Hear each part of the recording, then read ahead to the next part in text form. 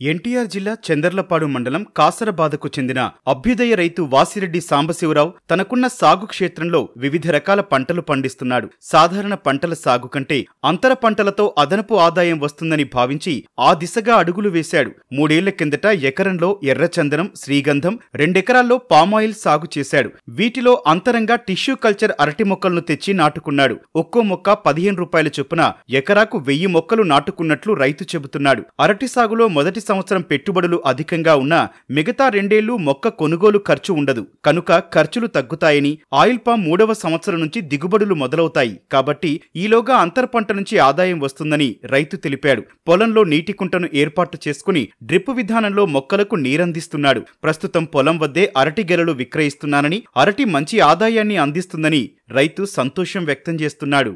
నేను గత 3 సంవత్సరాల క్రితం పామాయిల్లో అంతర పంటగా టిష్యూ కల్చర్ అరటి తీసుకొచ్చి నాటామండి. హైదరాబాద్ నుంచి ఒక్కొక్క మొక్క 15 రూపాయలు చేసి తీసుకొచ్చాం. ఎకరానికి 1000 మొక్కలు పడతాయండి. గెల ఒకటి సుమారు 200 రూపాయల దగ్గర చేను దగ్గర తీసుకెళ్తున్నారు. మంచి మార్కెట్ ఉంటే ఇంకా ఎక్కువ వస్తుంది. ఎకరానికి 2 లక్షల రూపాయల ఆదాయం వస్తుంది.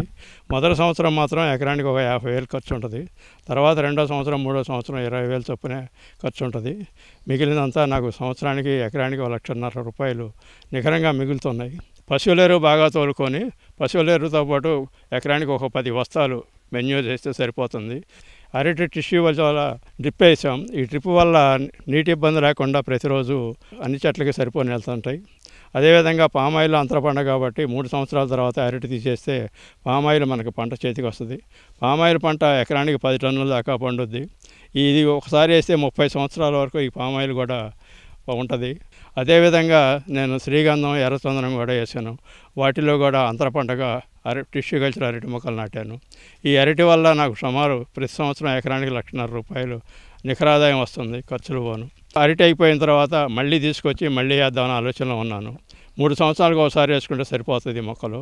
సాగులో రసాయనాలను తగ్గించి సహజ విధానాలను ఆచరించడం ద్వారా అరటి దిగుబడుల నాణ్యత బాగుందంటూ రైతు చెబుతున్నాడు. ఖర్చులు పెరిగిపోయిన ప్రస్తుత నేపథ్యంలో ఏకపంటల సాగు కంటే అంతర పంటల సాగే రైతులకు కలిసి వస్తుందంటూ తన అభిప్రాయం వ్యక్తం చేస్తున్నాడు.